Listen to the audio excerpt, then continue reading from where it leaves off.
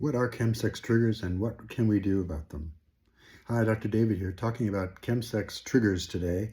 And this is a really important issue because with a drug like methamphetamine that produces so much dopamine, dopamine is what forms triggers, dopamine is what connects things together. Pavlov's dogs, remember those guys that rang a bell and they would salivate because they knew food was coming?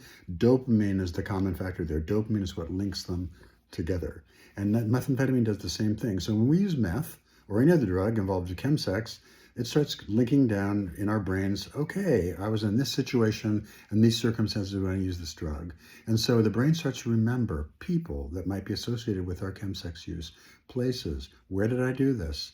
Things, what did I use? So we start to see triggers. If we see drug paraphernalia, when I'm doing a presentation, because of the very heightened visual acuity of chemsex users, meaning they're particularly sensitive to visual stimuli. I don't put pictures of paraphernalia or little drug baggies or anything like that because it's extremely upsetting. It's the visual triggering is highly sensitive. So we have people, places, things I can see, things I can smell, smells. Have you ever had that? Or songs? Have you ever had the experience of listening to a song and it brings back all the feelings? Maybe it captures some period of your life that was either happy or sad or troubling or whatever, but the music is a powerful association.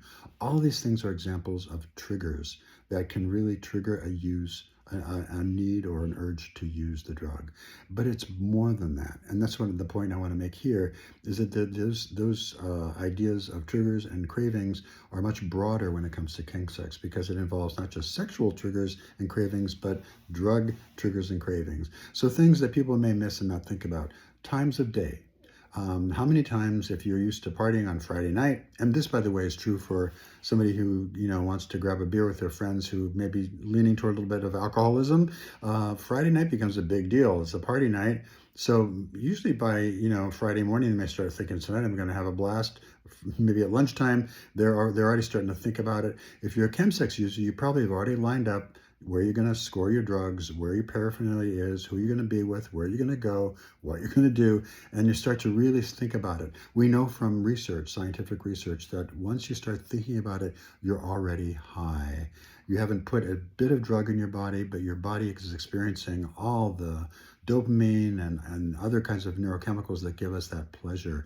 It's already flooding the brain. So beware of this, beware of people, places, things, and all those other things I talked about, emotions, and just be ready with tools you can use.